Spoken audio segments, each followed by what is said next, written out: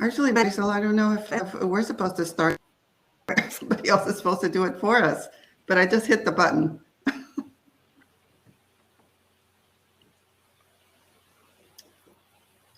The broadcast has started. Okay.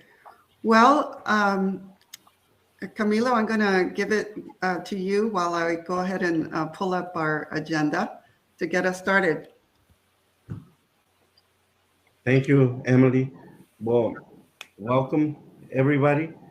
Um, I guess we're having some technical issues. Everything will be resolved. Please bear with us, and we should start soon.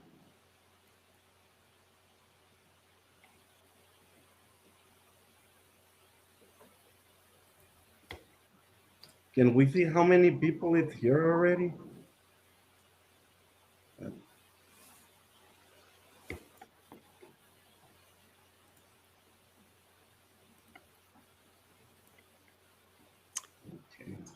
See the first slide here, that is the agenda. Yes, I can. All right.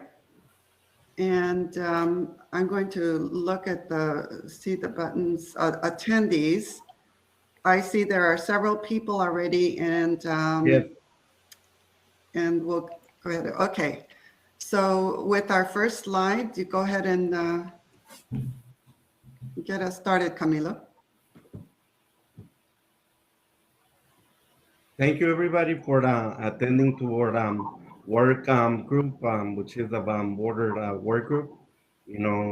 Tribal and EPA working together.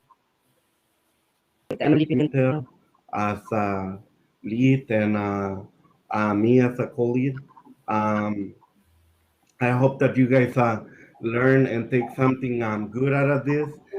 We also posted some questions, so please feel free to go by that. And I guess we can start now. Thank you, Camilo. My name is Emily Pimentel, and I'm the tribal coordinator for the border program, and I work in the EPA Region 9 San Francisco office in the Mexico border branch. I'm going to give just a brief overview of what we define as the border region, since many of you may not be familiar with that. First of all, just want to recognize that we have signed as of May the new Border 2025 program. You see the cover of it there. We'll provide a link to the program as well. And when we define the border region, we're talking about a region between the United States and Mexico that has a boundary of 62 miles north and 62 miles south. And within that, we have 26 federally recognized tribes. 24 of those tribes are in Region 9, 4 of them in Arizona, and 20 in California. And there's a map there, which may be a little difficult to read, but it is available on our website. And I realize that, let's see, the next slide I have here. Camilo has put in some questions in the chat box, and this is essentially going to guide our presentation today. Camilo, do you want to make a note about that? You're on mute, Camilo. Camilo, you're on mute. Just like Emily said, we put some questions on the chat box, so all you guys know how we can base on this roundtable. Also, they're gonna be on the slide show that Emily prepared. They're gonna be also on the website. So if you guys have any questions, please inbox me and we can go from there. I guess now we got our presenters. Emily, would you like to please tell their names? Yes. Going back to. So unfortunately, we had a technical problem. Michelle La Peña from Rosette Law was scheduled to speak at this moment. We're hoping that she'll be able to join us in a moment. And so we'd like to proceed with our roundtable speakers, which includes Dr. Crystal Stiles, who's a tribal engagement coordinator with Noaa. Let's see, do I hear somebody joining us? No. All right. Lisa Gover, who is the director of the Environmental Protection Agency for Campo Band of Kumeyaay Indians, and Jennifer Alspa, director of the Environmental Protection Agency for Cocopa Indian Tribe. So we can begin with Crystal. Okay, thank you. And I will stop sharing.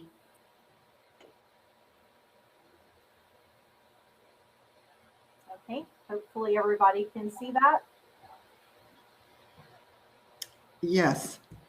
Perfect. Okay, well, hi everyone.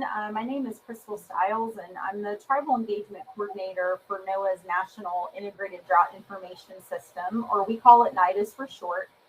And NIDIS is an interagency mandate to coordinate and integrate drought research and build upon existing federal, tribal, state, and local partnerships in support of creating a national drought early warning information system.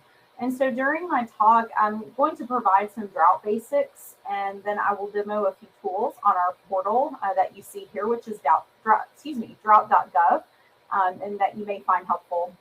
And so I encourage you to view the background material that I provided on Excel events about drought, as well as what NIDIS does, and some updates on our drought portal. So I'll talk a little bit about drought first, and just keeping in mind, I'm merely scratching the surface here, but drought is very hard to define, and it means something different, and the impacts are different depending on your location. In general, a drought is a deficiency of precipitation over time, but that deficit shows up in different ways.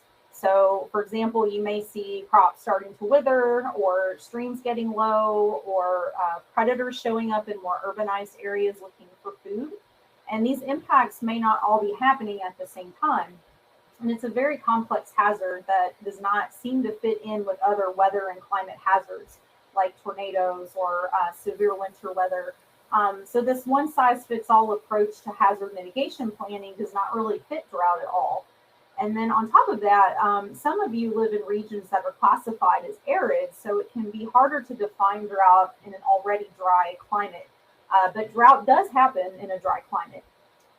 Some of you may have experienced drought impacts when the summer monsoon failed in recent years. Drought impacts can be direct, like crops dying, or they can be indirect, such as increasing food costs as a result of the crops dying. And so many parts of the country will experience indirect drought impacts as a result of drought in another part of the country. And so this is a good example of that. So this all may seem very daunting if you're thinking about how to monitor or be better prepared for drought. But luckily, there are a lot of resources out there to help with that. And I've included some of those in the background material. And so one of the ways that NIDIS is supporting tribal nations in our work on drought is through the U.S. Drought Portal, which is drought.gov that you see here on the screen. And so I would like to show you a few features on the website that may interest you. First, we do have a tribal engagement page. And so you simply go to the by location tab, and then go down to tribal under browse by scale. Or it's just simply drought.gov/tribal. And so the first thing that you will see here is the U.S. Drought Monitor Map, and it's got tribal nation boundaries overlaid. And the purpose of this map is to assess current drought severity on tribal lands. And so one thing you can do is zoom in to the map, and you can pan around to look at different features. You can actually download the map with this icon, and then you'll see you've got some options in the legend on the left, and then you can save the map and use it however you like. So that's just one feature that we provided. And then below the map, you'll see some information regarding key impacts on tribal nations, some information on drought planning, and then drought monitoring on tribal lands. And then at the very bottom, you'll see that there are some drought resources available for tribal nations. So this tribal resource page is just a starting point. We plan to host some listening sessions with tribal nations to learn how to improve upon this page and how to improve upon our general drought tools that we have available for tribal nations. So if you're interested in participating in a listening session or have feedback that you'd like to provide directly, then feel free to email me, and I can put my email address in the chat box after I'm finished. So now I want to show you another feature that NIDIS recently added to its website. So we have what we call sector maps. And so you see there's several sectors that are named here. Within these sector maps, we actually now have interactive maps. And so you can click on any of these sectors to pull up some maps. I'm just going to demonstrate the wildfire management. And you see that a static map comes up with some information, some things that you can look at.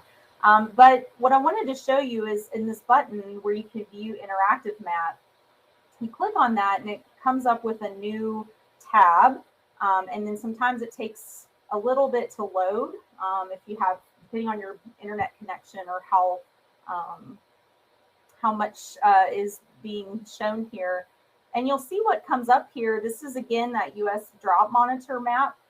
Is kind of a base layer, and this particular one has fires overlaid. That's where you see all these different dots. But what I wanted to show you is on the left, there's all these map layers that you'll see, and at the top, there's one called Administrative Boundaries. And if you click on the triangle to expand it, there's a lot of different boundaries, but we have American Indian reservations, federally recognized tribal entities as a layer. And if you click on that, then it will start to populate the map with all the tribal boundaries here. And so hopefully that's helpful because there's a lot of other data on these maps that you can view, but then having the reservations overlaid, you may find to be particularly helpful there. You'll see that you can do a lot with it. You can zoom in, you can pan around like you can with some of the other maps. So there's a lot that you can do with it. On the right-hand side, there's the map layer and some different tools there. So the only thing you can't do with the interactive maps that you can do with the static maps is download and save them. But you can share the general map here by clicking on the share the map icon and giving someone this particular link right here, or you can download a screenshot of that as well. And so you'll find similar functionality with the interactive maps for the other sectors. So you can look at several other different maps, and there's a lot of data there available. And so we're hoping that the reservation boundaries on these maps will help put the data into context for our tribal partners, because that's something that we've heard over the years when looking at the data is needing to have those boundaries on the maps. And so I realize that these maps have a lot of layers. They may seem a little daunting to tackle at first. And so we've talked about that, and we're hoping to create some tutorial videos for these sector maps. But for now, if you're really interested in learning more about how to use them, you can go up here. This is our icon for the YouTube channel that NIDIS has, and you can watch a general video on the new maps. And also under news and events, you can find an article that we wrote that just talks about these new features that you can check out. And that's on the website. And then I have a few slides in the background material about talking about the redesign of our website and some of these new features. So that's all I have for you. So again, please email me if you have questions about drought or comments, anything that you think of after the session. I'm happy to hear from you, and I can put my email address in the chat. So thank you all very much. Thank you so much, Crystal. What is the date of the listening session? Would you mind putting that in the chat box and how we might get information? Sure. So we actually have not we don't have the dates or anything determined just yet. So it's just on our list of things to do. And so we'll probably start, rather than it being general for everybody, we might start by region. That's kind of how NIDIS has been doing things, is by region. And so we can, once we do start getting those scheduled, we'll be making sure we advertise that far and wide. Thank you so much. And we hope to invite you again where we have more time to really focus in more depth to your work. So thank you. So I'd like to make a little adjustment if we're all okay with that, speakers. I'd like to welcome Michelle La Peña. And Michelle, I'm so sorry that we had a technical issue, but if you are free to present to us, and please, I have your slides, but if you'd like to take care of that yourself through the share screen on the left-hand side. Okay, let me see if I can do that. Thank you so much. I'm very honored to be here. I am a member of the Pit River Tribe from Northeastern California. I'm an attorney in California. And are you able to see the slide? Yes. Okay. I'm an attorney in California. I've been practicing Indian law since 1998. And I really do focus on cultural resources and other regulatory matters. I consider them regulatory, cultural resources, tax, a lot of these gaming matters, anything that involves other agencies. But what this has to do with drought is I've been representing the Posta band of Degeno Indians in a lawsuit against the Trump administration. It's now the Biden administration, of course.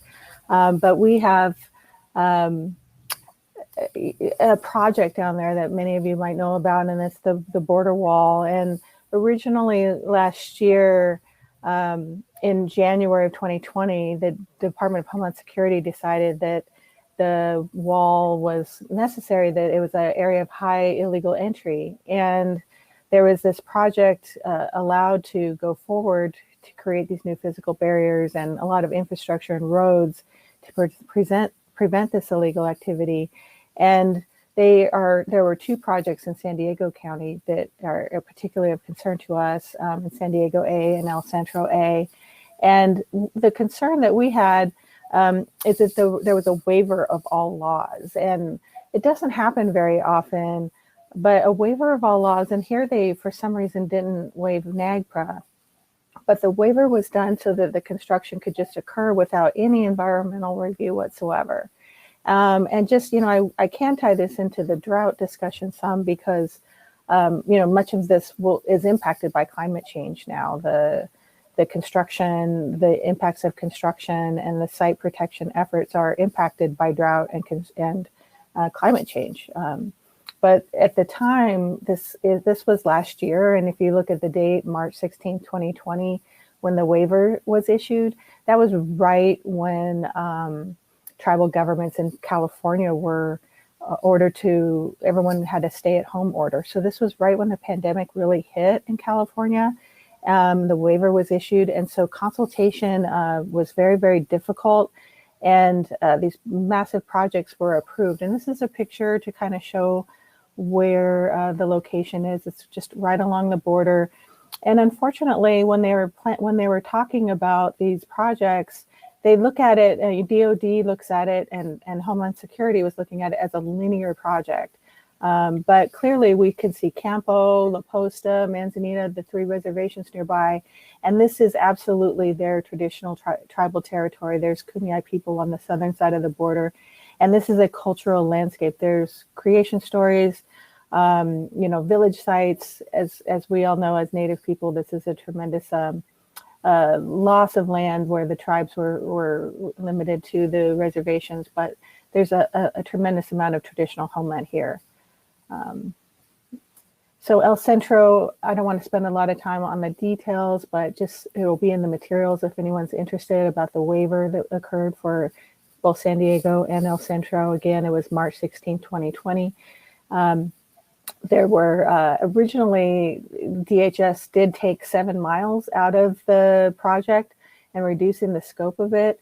But unfortunately, there was no monitoring, there was no cultural site evaluation ahead of the construction. And there was new fencing that was installed. It wasn't just replacement. And unfortunately, that area was a federally protected wilderness, and there were many cultural sites that were damaged in those 3 miles of construction.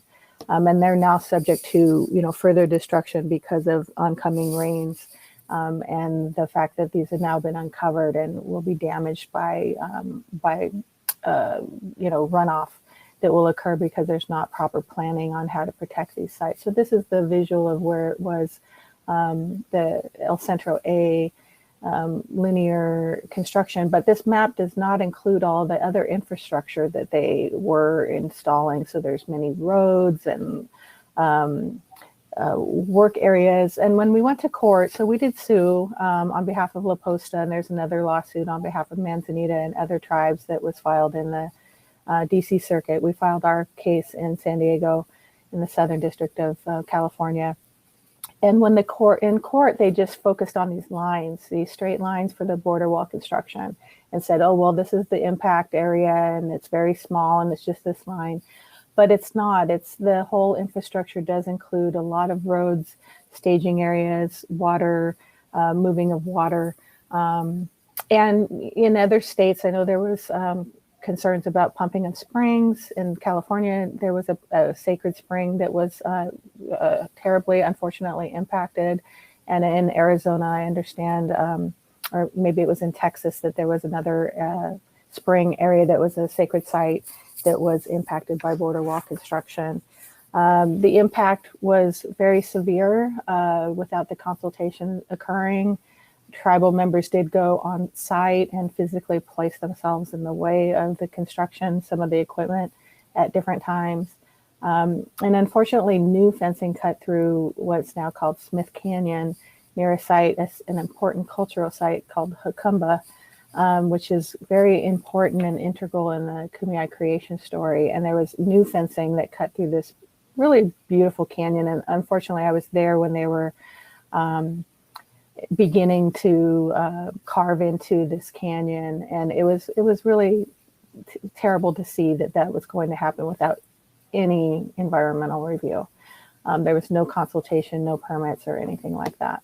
And so our response was to try to talk to them, try to get meetings, request authority to stop construction, try to get monitors, and eventually we did file lawsuits at the end of 2020. And I have some background on the lawsuit if anyone's interested. We did end up in the Ninth Circuit. We didn't get a restraining order that we had sought, but we did finally get a protective order when we went back down to the Southern District after the Ninth Circuit. We amended our complaint, and we did get a protective order that allowed for us to establish buffer zones of at least 100 meters around any human remains and a suspected tribal site, unless otherwise agreed to by the tribe. And this is the issue that we're still in discussions and potential additional litigation over, is what deserves a buffer zone. And right now we want to interpret that very broadly because there were at least around 70 to 80 cultural sites that were affected. Right now, the construction has stopped, but because of oncoming rains and the fact that construction just stopped and a lot of things were unfinished, it's going to probably result in additional impacts to these cultural sites. So we really are in a rock between, the rock and the hard place. We're right there because more work will have to be done to protect these sites. And so we do need additional funding from DHS for monitoring, and we're working that out. But I did point out in here, I know Quezon in Arizona has great relationships with DHS and Border Patrol. I've been out there and talked to them, and I'm hoping that we can build upon that kind of framework because it is possible to have good communications. And I did want to end with this, that I do think there is hope. I don't think that we have to feel that this is a problem that will continue. We just really need to educate and know and be collaborative and cooperative. But the drought protection, the drought impacts for the site protection efforts is going to be a real challenge because in the southern part of the state. These heavy rains, which we expect will come because of climate change. You know, everything is so extreme now. It's not just rain like used to occur, but there will be more flooding. And after drought and loss of plant cover, there could be a lot of changes to the environment and changes to the natural geography that's out there in the border wall infrastructure area.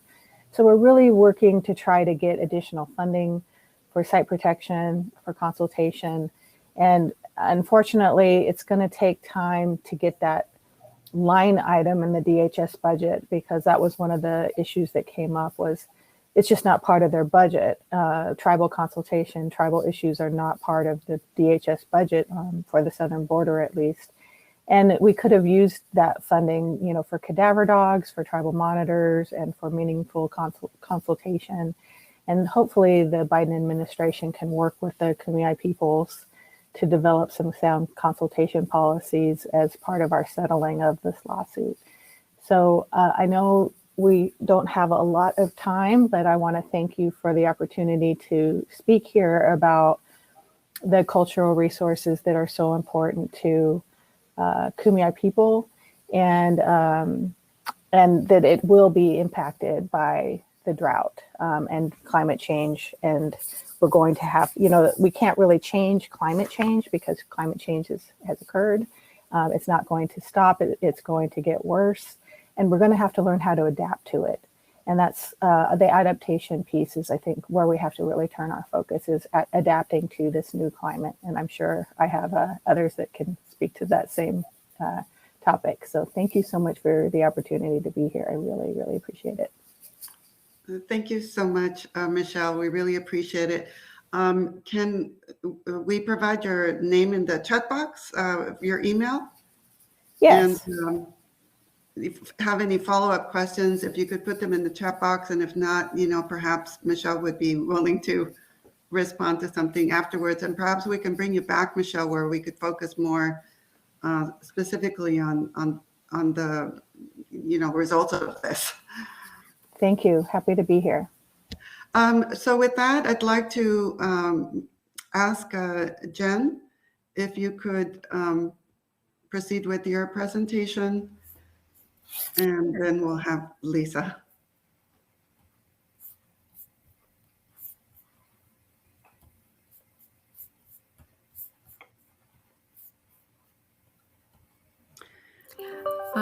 I believe. Well, and while you're getting that up, I'd like to say congratulations to Jen Alspa for having a pre-selected project under the Border 2025 program. And hopefully, Jen, you might be able to say a little something about that. Definitely. Yeah, so good morning, everyone. Thank you for joining us. I would like to thank Emily and Camilo for inviting me to participate in this roundtable discussion and give a voice to the Cocopah Indian tribe on a drought in our region. For those of you who aren't familiar with where we are located, we are in Yuma County in the southwesternmost corner of Arizona, right along the border of both Mexico and California. The reservation is split into 3 different land masses, known as the North, West, and East reservations. One of the main points I want to bring across is that the location of the tribe, both on the international border and at the end of the Colorado River, really adds to the vulnerability that we experience in nearly every environmental issue we face, but especially in drought. You can see on the map here on the right, the location of Morales Dam in between our north and west reservations. And in a bit, I will show you some footage of the dam and what it means to the tribe. So as we all know, this was a devastating year for drought in the Southwest. We saw the first declaration of a shortage on the Colorado River, and reservoirs across the Southwest fell to record low levels. There is also concerns that La Nina will worsen dry conditions in the region in the next several winter months. As a tribe, we do share many of the same concerns as other communities in our region. Our primary concern is the Colorado River, as it is central to the Kokopod's way of life. And we already face challenges in access to the river due to damming and border activity. We're also concerned with dry vegetation and risk of fires, the resulting loss of habitat, and native species, native plant species that are of cultural significance to the tribe. This is a clip from a fire that we had last summer. Let's see if I can play it. Okay, it's not playing for some reason.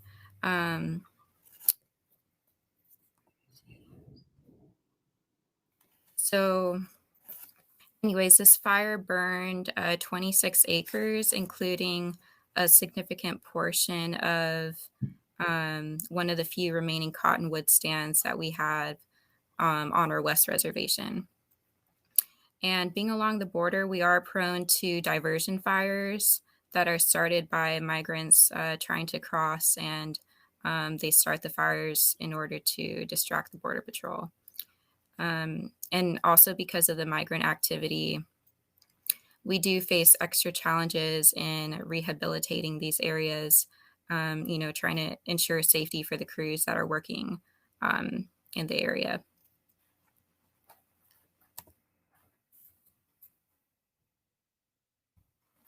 And let's see, I'm not sure if this clip will play for some reason, but this is a photo of the Morales Dam, which is in between the North and West reservations, like I mentioned. Let's see, if the video would play, you would be able to see where the Morales Dam diverts the river into Mexico.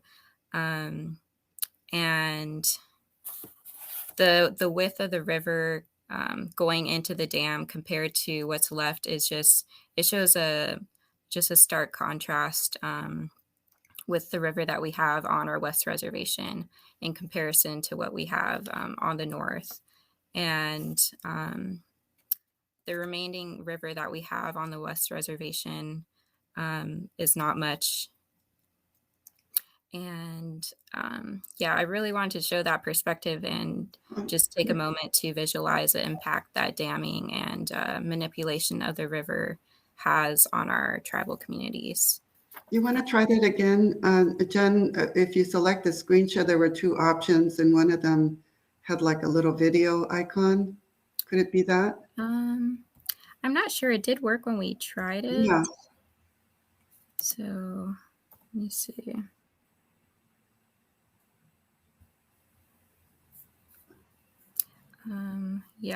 I'm getting the message that I cannot play media for whatever reason.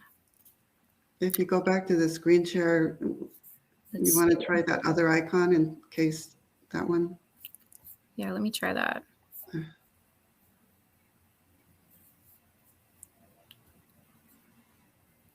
Okay, let me try. I'm going to stop sharing my screen and then go back in. Mm-hmm.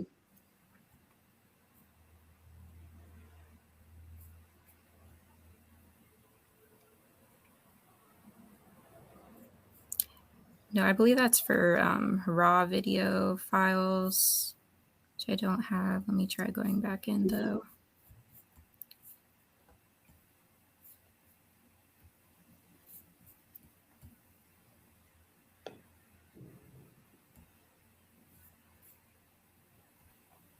Nope, I guess it's going to give me a hard time.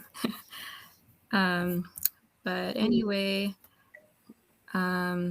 I will try to upload the raw video clip so you can check it out in the files later on.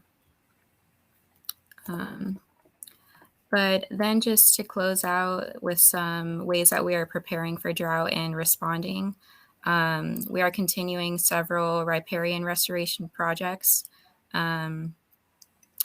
And like Emily mentioned, we had a Border 2025 project that was pre-selected for funding. And in that project, we will be developing design plans to reuse treated wastewater effluent that runs through the Cocopah North Reservation. So we're excited about that and grateful for that opportunity. And then we are continuing to develop our ETEP and making sure that it adequately addresses climate change and drought. We also participate in several drought-related work groups, one of which is the Arizona Drought Monitoring Technical Committee. I spoke to them earlier this week, and they really do encourage Arizona tribes to participate in their discussions, and it's just a great group to stay up to date on drought conditions in the state. And then I will copy a few links for different resources in the chat. One of them is the Arizona Department of Water Resources. They have a great webpage where you can look at drought conditions in the state in your particular location and go through annual reports. They also have a conservation page where you can check out tips and advice for conserving water, both as a resident and as a business or a community. The second link is a short film that was set in Yuma County, which explores the agricultural community that we have and what the river really means for our community. And then the third is an article that was published recently, I believe, last month, and it just addresses the overallocation of the Colorado River and how that affects our indigenous water rights. And with that, I'd like to thank you all for listening. And thank you again to Emily and Camilo for putting this all together. Thank you so much, Jens. I'm sorry we couldn't see the video. We certainly practiced with it. And Yeah. Yeah. Well, Thank you, we'll Jen. have to send a link so that hopefully others can see that. It was really good. Yeah. All right. Thank you. Well, we'd like to then proceed with our next speaker, Lisa Gober. Please, Lisa. Hi, good morning. Thank you. I'm really honored and pleased to be here on this panel to talk about some of the drought impacts along the border and the lawsuit. I had heard Michelle talk on the Department of Homeland Security conference a few weeks ago, and I was intrigued. Although I work for Campo, Campo was not part of the lawsuit, so I was listening to Michelle very closely and was intrigued by the lawsuit and how they use the archaeological cultural resources as a really great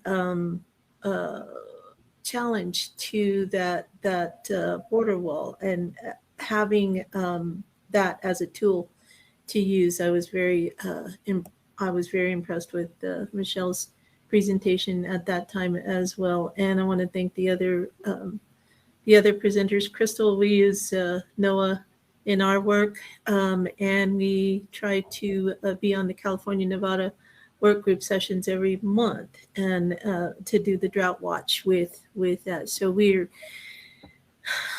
it's not good news again this year for our areas. California, Nevada are big areas, and of course I listened to Jared this morning, who was talking about California governor issued an emergency. What do you call it? An emergency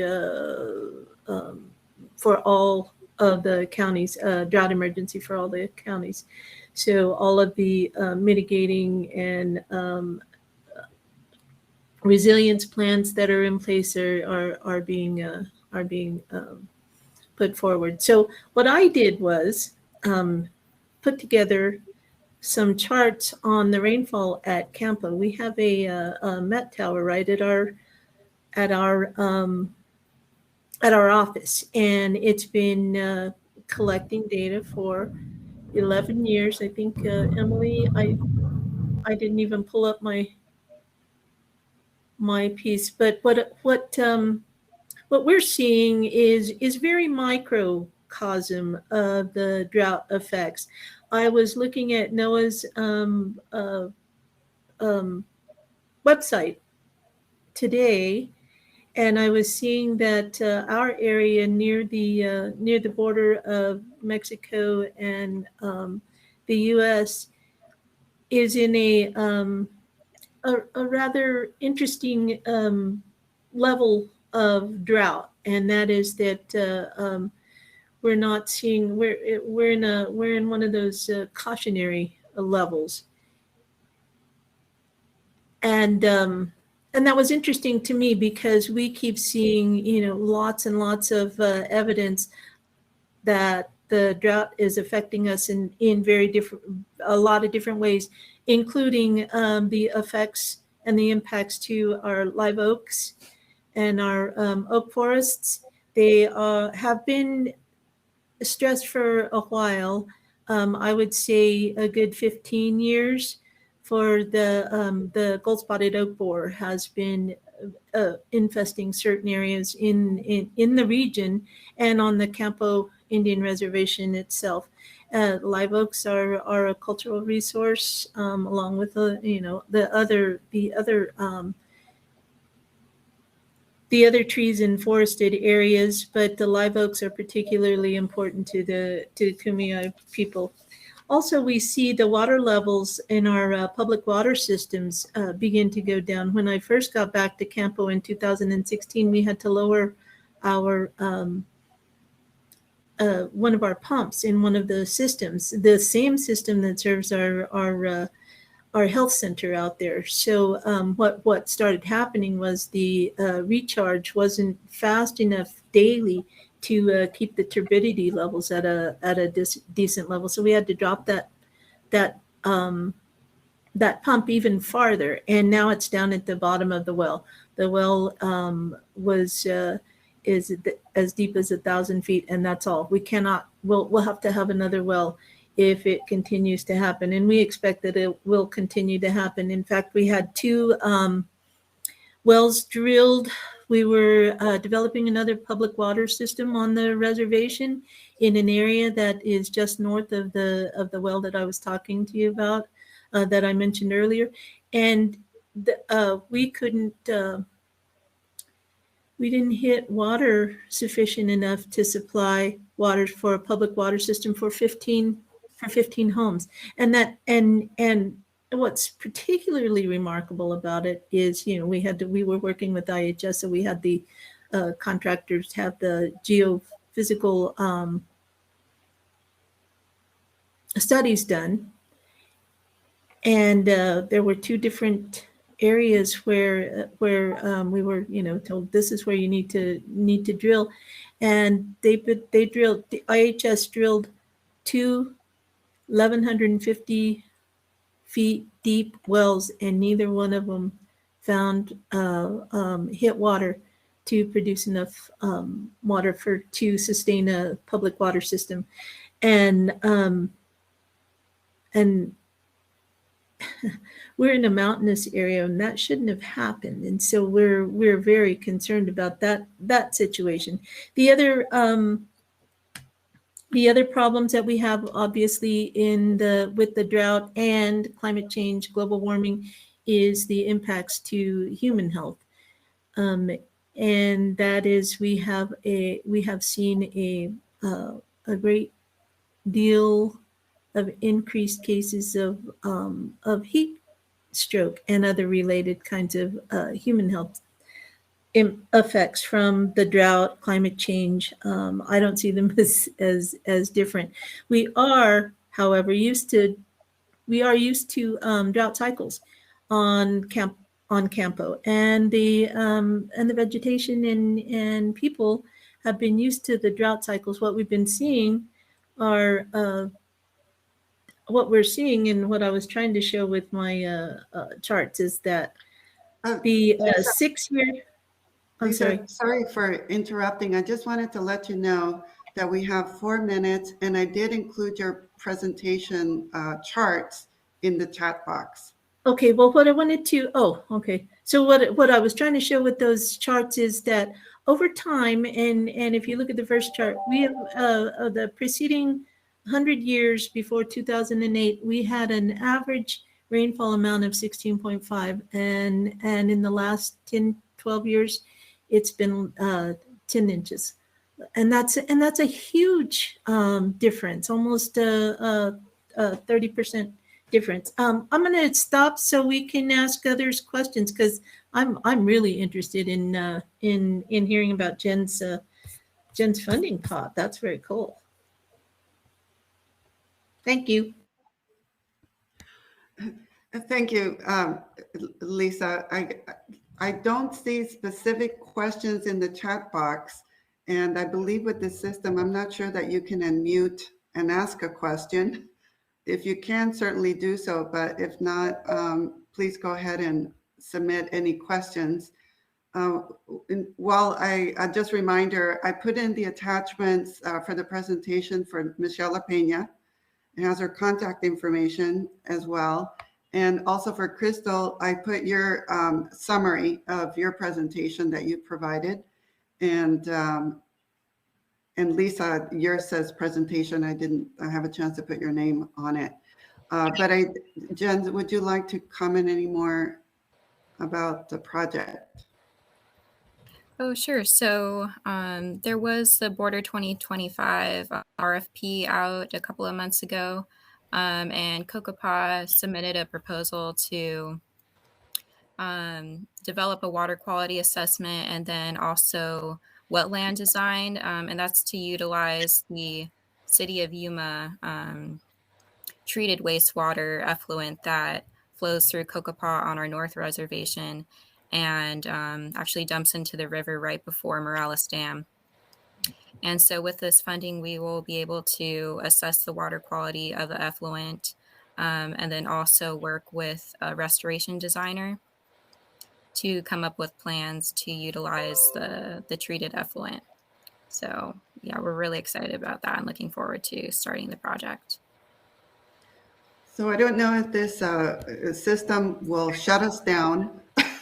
I see that we have 1 minute, 35 seconds here, but I just want to, on behalf of our Border Workgroup, thank everyone. I want to pass it over to Camilo and see if, we'd like to definitely have a session where we can focus more specifically on specific communities. I know that this was just a first opportunity for us to talk about it in our work group, and hopefully more opportunities to come. Camilo? Emily, you're right about that. Unfortunately, the time here is running out, but I like to thank all the person. Thank you guys. I know this was the first time for everybody utilizing this system, so we had some surprises here and there, but I do appreciate your guys' time, your busy agenda. To all that attendees, thank you very much. Just like Emily said, all that presentation information is attached onto the chat, but if there's any future questions, please feel free to email me, reach out to Emily as well. We're going to try to answer those questions to the best of our knowledge. And without being said, thanks to everyone. Emily, any last thing? Anyone else? Yes, just thank you for the opportunity. And I think we need to learn how to adapt to this new world that we're going to be living in. So the more that we can work together on coming up with ideas like COCOPA is working on, we need to share those and work together on making our communities thrive, even with a drought, helping them. Thank you. And Krista, we'll look forward to hearing from you for the listening session. Yes, absolutely. And Lisa, thank you so much for the topic. It was something that originated with you. So thank you so much. Have a great day, everybody. Have a great day. Thank you all. Thank you. Bye-bye.